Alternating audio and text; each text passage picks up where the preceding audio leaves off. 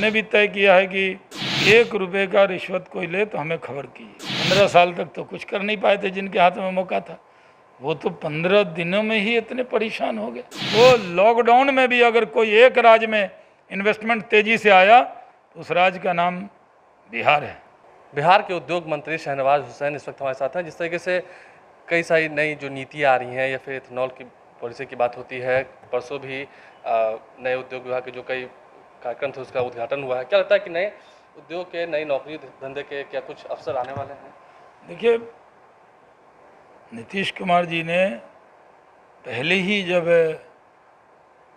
सत्ता संभाली थी 5 में, तभी रोड, बिजली, पानी, सड़क, सुशासन ये एक एजेंडे पे था, क्योंकि उद्योग के लिए एक माहौल चाहिए, इंफ्रास्ट्रक्चर चाहिए, और उसको बनाने में वो कामयाब हुए हैं। बहुत कोशिश उन्होंने की, उन्होंने खुद ही बैठक में कहा कि हमने बहुत कोशिश की, लेकिन अब जो है वो माहौल बन गया है।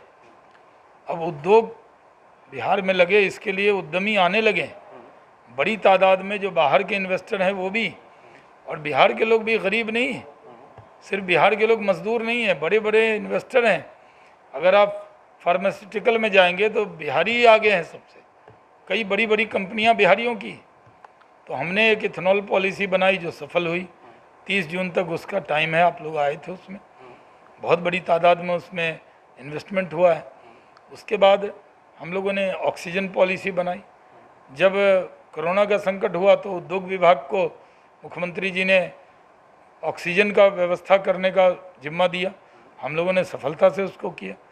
उसके बाद मुख्यमंत्री जी ने 2018 में ही अनुसूचित जाति जनजाति के लिए और 20 में उन्होंने अति पिछड़ा के लिए उद्यमी योजना शुरू की थी, जिसमें 5 लाख रुपए का लोन, 5 लाख रुपया अनुदान, 0% पे लोन था। इसी से जुड़ा हुआ इसी तरह हमारा सवाल है, जब आपने कहा कि युवाओं को हम 10 लाख रुपए देंगे, अब उसे बढ़ाया गया, तो क्या लगता है कि इससे उद्योग धंधे और जो रोजगार की बात कर रही थी एनडीए इस चुनाव में, उसको बढ़ावा मिलेगा? उसी को मैं कह रहा था। मैं कह रहा हूँ कि 2 योजना वो शुरू थी, वो बड़ी सफल हो रही है, क्योंकि जिस एक व्यक्ति को हम 10 लाख देते हैं वो अपना भी लगाता है।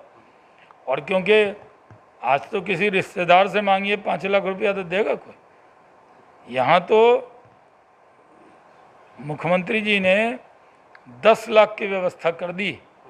तो 10 लाख रुपए जब मिलेंगे, उसमें भी इंटरेस्ट नहीं है, तो जो महिलाओं के लिए और युवाओं के लिए, उसमें युवा और महिला की जो योजना है, इसमें सब लोग हैं। जो लोग उसमें छूट गए तो पिछड़ी जाति के लोग भी और स्वर्ण समाज के भी लोग, इनको भी इसमें मौका मिलेगा। तो अब सब समाज के लिए, सबका साथ, सबका विकास, सबका विश्वास के नाते पर हमने ये योजना चला दी है। ये सही है कि चारों योजना को ले लें तो प्रत्येक ज़िले में 200 भी उद्यमी अगर खड़े हो जाते हैं तो एक उद्यमी 30 को, 20 को, 50 को नौकरी देगा, क्योंकि वो अकेला तो नहीं काम करेगा, तो उससे भी कई रोजगार डेवलप होंगे। बड़ी बड़ी इंडस्ट्री के साथ हैंडलूम में, हैंडीक्राफ्ट में, खादी में, इन सब चीज़ों में, मखाना में, फूड प्रोसेसिंग में, सेरेमिक टाइल वाले को बुला रहे हैं कि यहाँ बिहार आइए, 5-6 दिन लग जाता है गुजरात से। आपका बयान इन दोनों शहनवाज जी काफ़ी घूम रहा है। आपने मुजफ्फरपुर में कहा कि रिश्वत लेने वालों की खैर नहीं है, जिम्मेदारी अब मेरी है। आज ही तो बोला है। हाँ, तो ये कहा तो क्या लगता है कि आप भ्रष्टाचार की बात को जिसको कह रहे हैं, क्या उसे आप मिटा पाएंगे? या क्योंकि नहीं है ही नहीं, हम तो कह रहे हैं 0 टॉलरेंस। हमारे ऐसे मुख्यमंत्री जी की एक ईमानदार छवि है, कहीं पर कोई गड़बड़ हो तो तुरंत वो पकड़ते हैं उसको। तो हमने भी तय किया है कि 1 रुपये का रिश्वत कोई ले तो हमें खबर कीजिए। एक आखिरी सवाल आपसे, आपका ही विभाग बढ़ा है, क्योंकि आप जान रहे हैं, आप कह भी रहे हैं कि रोजगार देने का जो वादा किया था, विपक्षी खेमा पूछ रहा है कि इतने महीने बीत गए, लॉकडाउन भी हुआ, कितने महीने बीत गए? नवंबर से अब जुलाई लगभग आने वाला है। मुझे तो जो जिम्मा मिला 10 फरवरी को मैं आया था, चार्ज लिया था, और वर्किंग डे अगर लॉकडाउन को जोड़ लें तो 100 दिन भी नहीं पूरे हुए। इतने बेताब से क्यों नज़र आते हैं विपक्ष के लोग? थोड़ा सा धीरज रखिए। 15 साल तक तो कुछ कर नहीं पाए थे जिनके हाथ में मौका था, वो तो 15 दिनों में ही इतने परेशान हो गए। अभी तो मौका, जब असेंबली ख़त्म हुआ पिछला, जब हमने पिछले असेंबली में बातचीत की, इथेनॉल पॉलिसी लाए, तब तो हमने, उसके बाद तो लॉकडाउन ही लग गया। बिहार पहला राज्य है जो कोरोना काल में भी लॉकडाउन में इतना इन्वेस्टमेंट हुआ। इसके बारे में मैं विस्तार से बताऊंगा। जुलाई तक बड़ा तोहफा देंगे कुछ? तोहफा क्या होता है, मैं तो खुद ही यहाँ आया हूँ। युवाओं को जो बात आप कह रहे हैं, नहीं, बिहार के युवाओं को हम देखिए, हम कोई हसीन ख्वाब नहीं दिखा रहे।